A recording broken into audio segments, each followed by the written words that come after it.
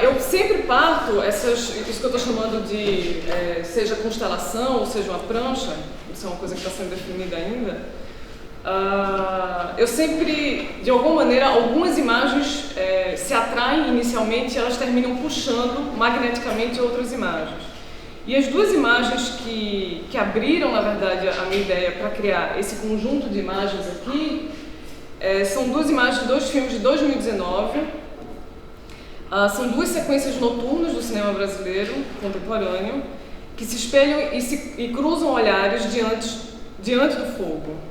Ambos esses filmes são deste ano aqui, um deles se chama Tremoyer, da Lívia de Paiva e a Helena Meirelles, onde há duas mulheres. Esse primeiro filme aqui, onde tem uma sequência de 4 imagens dele, são duas mulheres que falam sobre violência policial que elas sofreram em 2013. E a sequência inteira dura 22 minutos e 43 segundos. No outro filme, que se chama 7 anos em maio, de Afonso Shoa, no lugar de duas mulheres, há 2 homens. Um deles descreve detalhes de todas as torturas que já sofreu da polícia e o outro escuta, durante boa parte do tempo, isso que esse primeiro homem está relatando. E essa sequência inteira dura 23 minutos e 48 segundos. Então, inclusive, o tempo de duração das sequências é muito parecido. Então, ambas trazem 2 mulheres e 2 homens que vivem, ora em regiões periféricas de grandes cidades, ora em cidades periféricas de grandes capitais. Esses 2 momentos do filme em questão se aproximam não somente no conteúdo daquilo que é falado, porque se fala de violência policial, e por quem é dito também, mas também nessa duração que eles ocupam dentro das diegeses dos filmes e, sobretudo, nas formas de visualidade que eles acionam ao redor desse elemento absolutamente central, que é o fogo, e nesse caso especificamente uma fogueira. Em Tremoyer, o relacionamento entre essas duas personagens ele é dado na sequência anterior a essa sequência da fogueira, em que a gente vê um momento que parece ser um momento de reencontro entre essas duas mulheres, que são amigas. E aí, pouco depois desse encontro, vem um plano que enquadra especificamente, esse primeiro plano aqui enquadra uma fogueira, que é meio que situando territorialmente onde essa sequência vai se passar. E aí a câmera tem um plano aberto das duas, no primeiro momento, e depois essa câmera vai para uma das personagens, que é a personagem da Janaína, interpretada pela Daisy Mara. E aí essa câmera fica fixa enquadrando ela. A partir desse momento, a fogueira em si se torna um elemento fora do quadro concreto, ou seja, ela não está dentro do nosso campo de visão, mas a presença dessa fogueira é notada pelas intermitências de luz, de luminosidade, que são jogadas sobre os rostos dessas mulheres, e, obviamente, o som da fogueira também incide sobre a cena. E aí o que se segue é um longo relato, um monólogo, do que Janaína / Daisy, porque a coisa da personagem e a atriz se mistura, passou quando ela foi pega pela polícia em 2013 e aí foi levada para algum lugar que, dentro dessa fabulação de Tremoyer, diz respeito a um espaço especulado projetado como um encarceramento de mulheres vigiadas por aquelas pessoas que o filme vai chamar de soldados do bem, que são homens que não à toa se vestem completamente de branco. O depoimento entre o que é memória real e o que é invenção alimentada pelas premissas do filme está toda hora, você não sabe o que é uma coisa e o que é outra. Quando a câmera sai de Janaína e passa a enquadrar somente a sua amiga Cássia, vem um outro monólogo, que é o monólogo da Cássia, interpretada pela Lila Salu. Mais uma vez, o registro verbal dos acontecimentos está no centro dramático da cena. E novamente aquilo que é dito nos confunde quanto ao regime de verdade operado pelo filme. Ainda que a cena seja montada, a dicção da memória real ela vai se entregando. E aí essa Cássia / Lila rememora detalhes de quando ela e algumas amigas foram pegas pela polícia e levadas a uma delegacia. A cidade em que Tremoyer se passa é uma fortaleza de um futuro próximo, em que os sistemas de vigilância e opressão ganham contornos ditatoriais que acentuam aspectos já presentes na fortaleza contemporânea onde o filme é realizado. Já no caso de 7 anos em maio, esse tempo é fincado no presente. Ao contrário do que acontece no Tremoyer, onde existem várias tomadas de rua, esse ambiente da rua a toda hora está sendo filmado. No caso do filme do Afonso Shoa, essa cidade ela é sempre um fundo quase que desfocado, sempre desfocado, na verdade. Mas os procedimentos que acontecem nessa sequência específica são muito parecidos aos procedimentos de Tremouillet. Do mesmo modo que acontece no filme da Lívia e da Helena, filma-se primeiro a fogueira, isoladamente, com o mesmo fim de situar territorialmente onde toda a sequência vai tomar lugar, e aí o modo monólogo, com essa câmera fixa em um só enquadramento, sem corte, também se reproduz.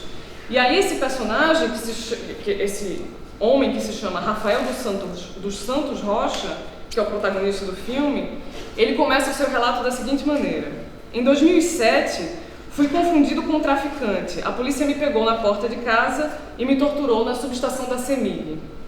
A frisar que nessa panorâmica que acompanha Rafael até o ponto em que ele vai se sentar diante dessa fogueira, existem algumas luzes difusas lá da cidade lá atrás, mas também entra em quadro, também desfocado, uma das subestações da Companhia Energética de Minas Gerais, a CEMIG. Portanto, há nesse relato uma extensão daquilo que o filme anuncia como o prefácio da história de Rafael. Leia-se a citada reencenação do momento em que a polícia pega ele voltando para casa, performadas por jovens tão periféricos quanto ele. A subestação da CEMIG como fundo desfocado é igualmente um indicador de que o filme trabalha primordialmente na intenção de fazer com que esse corpo possa contar sua história a partir dos elementos cênicos que efetivamente operaram sobre a história real dele. Então, quando a câmera se fixa no plano fechado em Rafael, se supõe que nesse momento tudo que ele começa a falar se dirige a um espectador invisível. A gente, ao contrário do que acontece com o Tremouillet, por exemplo, a gente não sabe que tem um interlocutor, que tem alguém escutando o Rafael. Ele fala durante muito tempo, enfim, todas as torturas que ele sofreu, todo o processo de saída de Minas para algumas cidades de São Paulo, enfim, vários processos de violência que ele sofre nesse caminho e no caminho de volta. E durante todo esse tempo a gente não sabe se ele de fato está falando com alguém, ou se somos nós, né, os interlocutores. Até que há um corte e há um contraplano em que a gente vê um personagem sem nome, interpretado por um ator já muito conhecido da filmografia do Afonso Shoa, que é o Whindersson Neguinho. Então alguém de fato está escutando o Rafael. Mas não apenas isso, essa pessoa do outro lado da fogueira, ela é também mais um Rafael. Quando a fala desse outro homem acontece, ela se enuncia em um outro tom, que é muito mais pensado e pesado, inclusive. As palavras estão muito mais carregadas de síntese dramática, como se a presença desse homem ali fosse, de certa forma, uma aparição de um fantasma que, no mundo dos vivos, se torna um profeta melancólico. Diferente do que acontece com Rafael, cuja iluminação do rosto ela permanece estável, a luz da fogueira que incide sobre o rosto de Whindersson Neguinho, ela está sempre instável. Ter o fogo como elemento central nessas duas citadas sequências noturnas diz respeito não apenas a uma coincidência cenográfica de espelhamentos formais, mas sobretudo a uma latência de um momento histórico e a sobrevivência de um patos que se preserva ao longo da história da humanidade. Um que faz do fogo um elemento de agrupamento de pessoas em torno de algo que as aqueça e as ilumine, e simultaneamente uma necessidade primitiva de criar alianças em torno desse fogo. Alianças que serão construídas a partir de um compartilhamento de histórias, de frustrações e desejos em comum, da fruição de um pensamento alimentado e mantido por essas chamas, e que por isso chamam também outras imagens do cinema nacional. Fala-se, enfim, do patos, de um devaneio, que eu estou chamando aqui de um devaneio confessional em trincheira. Um devaneio sobre aquilo que está queimando por fora e está queimando por dentro. Interessa aqui buscar no cinema brasileiro dos anos 2010 de que forma alguns gestos de se colocar diante do fogo ou próximo a ele acionam simultaneamente, primeiro, um devir que só acontece no tensionamento de duas forças contraditórias e contrárias, ou seja, nesse caso aqui seriam as possibilidades ou impossibilidades de cura a partir desse compartilhamento de experiências. E dois, um devaneio primitivo sobre a própria condição de existir em meio a tantas adversidades, um estado de sobreconsciência poética que se alimenta das chamas, porque tudo ao redor e tudo dentro, no fim das contas, está queimando e está ardendo. A partir de duas sequências cinematográficas já descritas aqui, e tomando essa centralidade do fogo em ambientes noturnos e urbanos, em que a iminência da violência está dada não apenas pelaquilo que se fala em cena, mas sobretudo pelo tensionamento entre os corpos em cena, a afecção concentrada nos rostos, né, de quem está sendo filmado e o ambiente que eles ocupam, busca-se aqui fazer operar um conjunto de outras sequências de filmes brasileiros contemporâneos. Sequências que, reunidas no mesmo espaço, carregam o que eu vou chamar de um bloco de sensações, ou, para usar a metodologia iconológica warburgiana, que para mim é muito cara, convocam um campo vibracional que dão a ver a sobrevivência de um pathos. E aí eu vou para essas outras sequências que estão aqui nessa imagem, e aí eu estava lembrando da tua apresentação, Patrícia, porque uma das sequências está em Era Uma Vez Brasília, que é um filme que utiliza muito arquivos de áudio.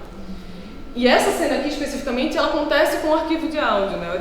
Tem um primeiro pronunciamento de Michel Temer como presidente do país, após o golpe do Estado, e esse depoimento do Michel Temer, ele é interrompido por um disparo de um personagem, e aí é um enquadramento muito bem planejado nesse momento, porque são 4 pessoas em cena e os corpos dessas 4 pessoas estão inteiros em quadros, há uma integridade desses corpos na cena.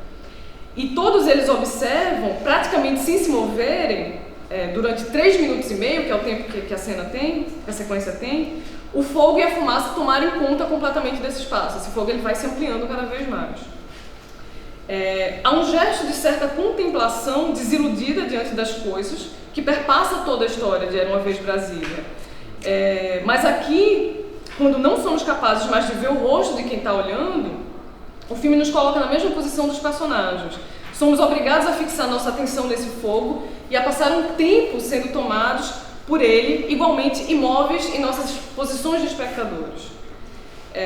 No caso de Baixo Centro, do Everton Belico e do Samuel Marota, que é essa imagem daqui, a fogueira que surge no filme ela não toma muito tempo em cena, mas ela é um elemento cênico fundamental para a construção de um dos personagens do filme, que se chama Jamba, que é um fotógrafo interpretado pelo Marcelo Souza e Silva. Jamba vem caminhando pela rua quando ele encontra um grupo de pessoas reunidas ao redor de uma fogueira, e ele cruza essa cena da fogueira, e aí ele se isola atrás de uma janela, que ele está sendo filmado atrás dessa janela.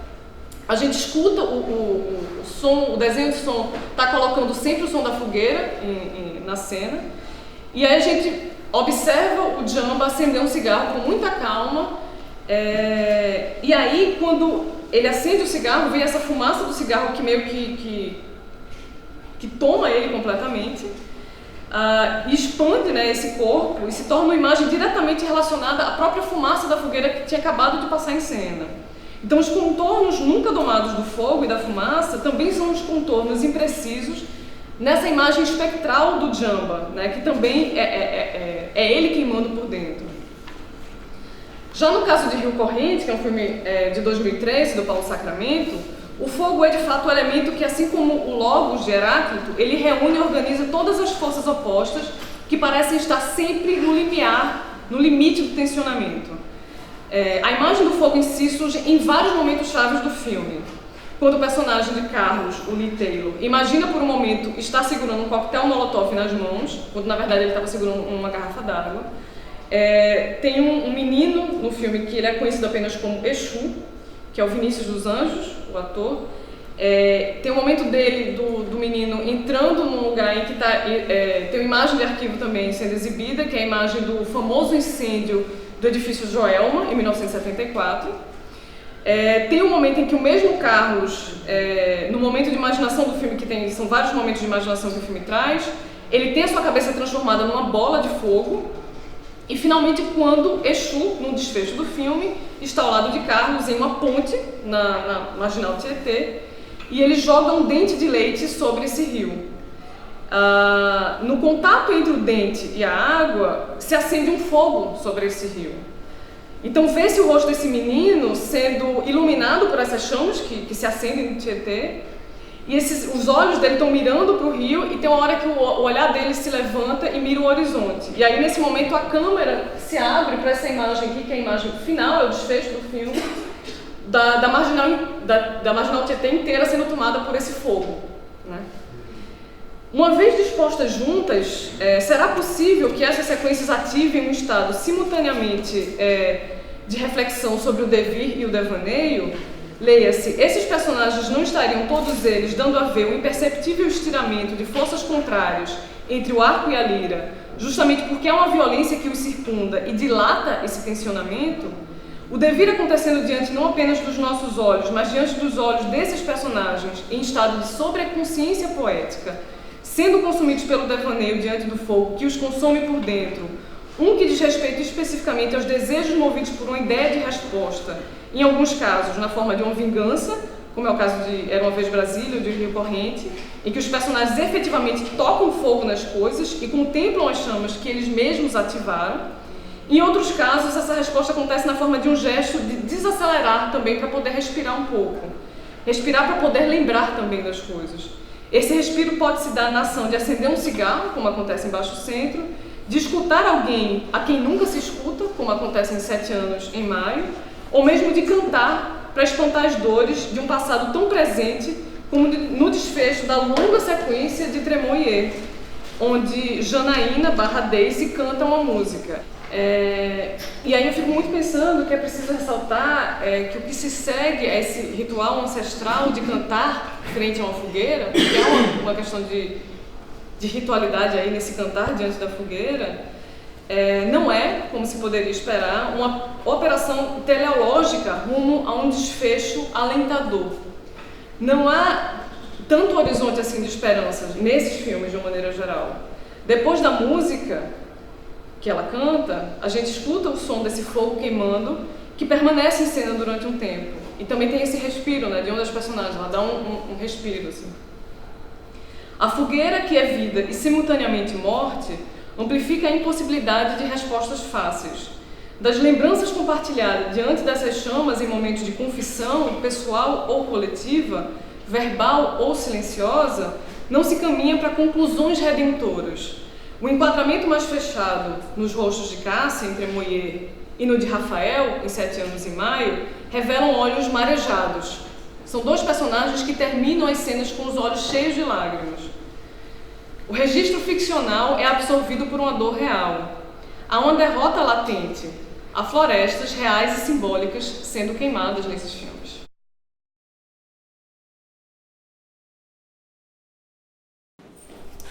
Bom, nesse trabalho eu escolhi chamar essas personagens de meninas. Na pesquisa com a representação da infância, a adoção de determinados termos como criança, adolescente, menor ou jovem é um ponto de grande importância que reflete a escolha do documentário ao inscrever os indivíduos em certas categorizações, que têm limites tênues e envolvem muitas variáveis. O termo menina, além de servir de título a um dos filmes analisados, traz uma importante e reveladora ambiguidade. Em primeiro lugar, determina objetivamente o termo feminino, que para mim é muito útil porque adolescente não o faz, então eu sempre tinha que dizer adolescente do gênero feminino, me trazer um pouco de complicação.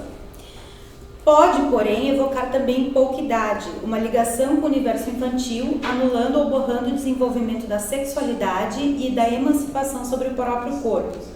Ao mesmo tempo, menina também pode significar o início da idade adulta, evocando aspectos desejáveis da juventude, conjugados com o despertar da sexualidade e a liberdade sobre o próprio corpo. E é nessa chave que os documentários analisados se desenvolvem, posicionando-se cada um à sua maneira. Quando essas meninas aparecem nos documentários, elas geralmente estão relacionadas a uma temática muito específica, que gira em torno da tutela de seus corpos e de sua sexualidade. Ainda que esta não seja a temática principal dos filmes, ela acaba vindo à tona por conta da participação das personagens em questão. Interessa-me, para este estudo, refletir como os filmes equacionam essa temática e a anunciação das meninas. Para isso, tomarei 2 filmes para uma breve análise de como a temática se apresenta e de como isso conforma a mise-en-scène. Bom, o primeiro deles eu reduzi a 2 por uma questão de tempo. Se chama Meninas, dirigido pela Sandra Werneck, lançado em 2006. Ele vai acompanhar 4 adolescentes grávidas entre 13 e 15 anos. Essas protagonistas elas vão dar depoimentos, os seus familiares também, e a câmera vai acompanhar um pouco as suas rotinas durante o período de gravidez e depois logo após o nascimento dos seus filhos. Eu vou apresentar a entrevista da primeira das protagonistas, então, bem brevemente.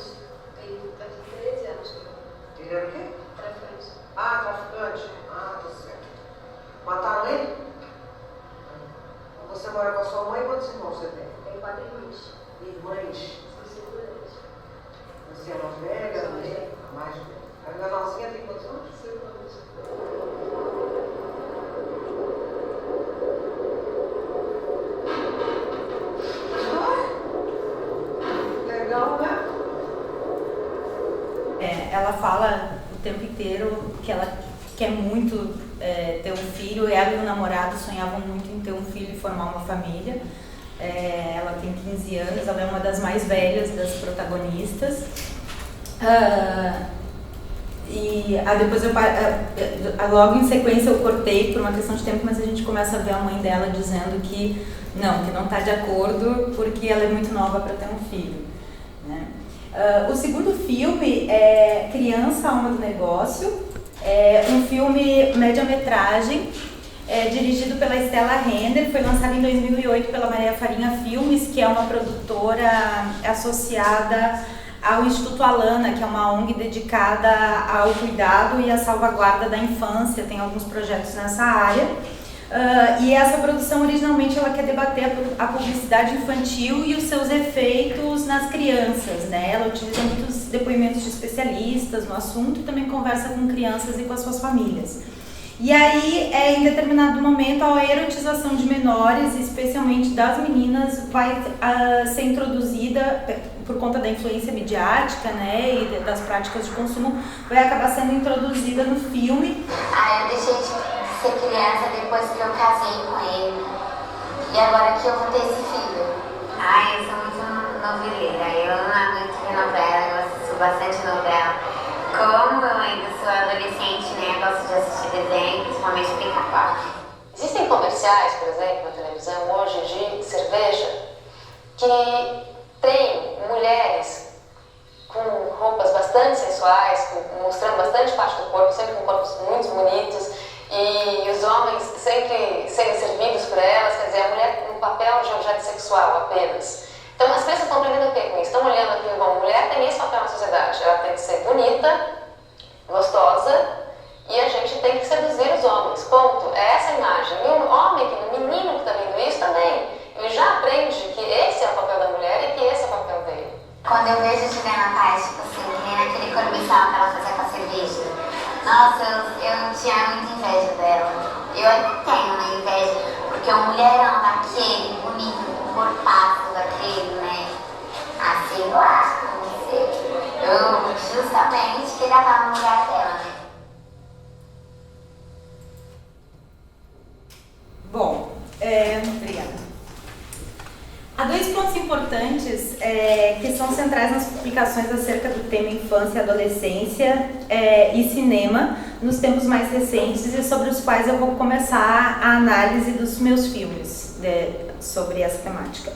O primeiro deles é a presença constante do conceito de agência nessas discussões. Essas pesquisas elas tomam como princípio a ideia de que a criança e por consequência o adolescente é um sujeito limitado e limítrofe, né? E aí a gente poderia até pensar na ideia de infante como aquele que não fala e o adolescente como alguém ainda mais limítrofe, porque sim, já começa a ter a possibilidade da fala, mas ainda não superou essa fase, ele se encontra exatamente na fase de transição. Porém, essas pessoas, né, essa criança, o adolescente, eles demonstram sim ter arbítrio e eles conseguem agir, ainda que as estruturas de controle e disciplina desestabilizem ou apaguem esse desejo de poder e ação. Por esse motivo, elas são efetivamente consideradas agentes para além de sujeitos. E é justamente a forma como sua agência é apresentada, operando junto às estruturas de controle e disciplina, que são focadas por grande parte desses estudos. Nos filmes que eu trago nessa comunicação, que são esses filmes sobre essas meninas, sobre essas adolescentes, a compreensão de agência sobre o próprio corpo ocupa um ponto central na forma como as meninas são apresentadas. Sobretudo porque a própria temática, que é a atividade sexual e a gravidez, que já estão sendo consideradas como precoces, estabelecem quais são as estruturas de controle e disciplina. É importante ter em mente que a sexualidade em desenvolvimento passa a ocupar um espaço central na vida dos adolescentes, que redefinem suas relações sociais a partir da redescoberta de seus corpos. O papel da sexualidade na formação identitária dos adolescentes está de tal forma imbricado com a expressão desses adolescentes, de sua sexualidade e da relação com seus corpos, que a tentativa de inibir ou controlar um desses elementos acaba afetando ambos. Ainda assim, o que os documentários demonstram é que o controle e a regulação da sexualidade das meninas são culturalmente objeto de regulamentação da sociedade, do mercado e do próprio Estado. E muitas vezes os próprios filmes precisam descobrir o seu lugar nessa chave. Assim, compreende-se que os documentários, como enunciação de adultos, possam flertar com posição de juízo e tutela sobre os corpos femininos adolescentes. De uma certa forma, a gente vê, até num caso mais extremo, como é o caso de Criança, Alma do Negócio, colocando de uma maneira assim, bem simplificada e bem grosseira, a gente poderia dizer, é como se os documentários estivessem pedindo, olha, a gente gostaria muito que você falasse sobre a sua sexualidade, sobre a sua relação com o seu corpo, mas a gente condena que você transe, que você disponha do seu corpo como você bem quiser. Então, aí existe uma coisa ou mal resolvida ou que precisa ser melhor pensada, né? O segundo aspecto que eu destaco e que é seminal para essa pesquisa se refere ao adult gaze. As autoras Carolina Rocha e Georgia Seminé, elas recentemente lançaram uma obra com artigos bem importantes, recentes, todos sobre esse tema, infância e cinema. Propõe a existência de um adult gaze, a partir do conceito de male gaze da Ian Kaplan. Esse olhar adulto e, por vezes, adultocêntrico pode estar presente tanto na ficção como na não ficção. Em ambos os casos, reconhecer a existência de uma perspectiva adulta na representação da infância e da adolescência passa por algumas dificuldades de compreensão das diferenças, uma vez que o adulto já foi criança e tem muitas vezes dificuldade em equacionar e identificar a criança como o outro. Além disso, em termos práticos, o desmantelamento do adult gaze através da autorrepresentação é praticamente inviável, uma vez que crianças e adolescentes ocupam exclusivamente a posição de objeto na produção audiovisual e nunca de produtores, o que demonstra as diminutas possibilidades de desarticulação desse processo e de como ele depende inteiramente da disponibilidade dos realizadores de promover uma reversão do olhar. Nesses documentários, a identificação do lugar de fala dessas meninas passa pela afirmação de oposições, não adultos, não homens. Ao mesmo tempo, se tomamos a adolescência como uma etapa de transição, as meninas precisam compreender a si mesmas como sujeitos dentro de um universo adulto, do qual elas começam a fazer parte, ainda de uma forma cerceada, mas já como uma não mais criança. Uma autora chamada Sue Gillet aponta o processo de descobrimento da adolescência no cinema como uma forma de refletir preocupações, majoritariamente por conta de cineastas mulheres, acerca da formação de identidade de gênero que seria imposta de uma forma meio automática às meninas. Outra autora, Lisa Cartwright, ela vai sugerir que muitos filmes com uma preocupação similar a essa a que a Gillet se refere, documentam as meninas num processo que ela chama de coming to voice, para definir um processo de obtenção da agência em que o sujeito que fala é compreendido como alguém que é recorrentemente silenciado ou invisibilizado. É interessante que os filmes que eu menciono aqui sejam realizados por cineastas mulheres. Alguns deles, além deles, outros filmes que também abordam meninas em minha pesquisa, também são todos dirigidos por mulheres. Esse dado vai ao encontro das considerações de Cartwright e Gillet sobre a preocupação de cineastas mulheres sobre os processos de formação da identidade de gênero, bem como opressões e desafios de gênero no estágio da adolescência. No entanto, isso não responde à constatação de que a sexualidade e o corpo como temática no documentário brasileiro contemporâneo não envolve ambos os gêneros, masculino e feminino. Mesmo em filmes que apresentem meninos, quando o tema da sexualidade aparece, somente o gênero feminino é abordado. Então, de uma certa forma, é como se, através da representação que a gente vê nos filmes, nesses documentários, a gente pressupõe que os meninos eles são livres para transar, para dispor dos seus corpos, para pensar a sua masculinidade como eles quiserem, e as meninas não, elas estão presas para serem tuteladas por conta da sociedade como um todo, né?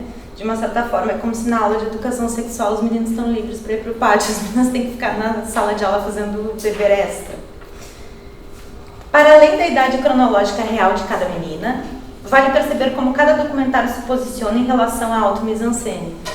Por um lado, Criança Alma do Negócio estabelece Carla como uma ainda não adulta. Sua fala é cortada para ilustrar o discurso do documentário. Ela fala sobre seu marido e seu casamento, mas está acompanhada pela mãe o tempo todo de sua participação.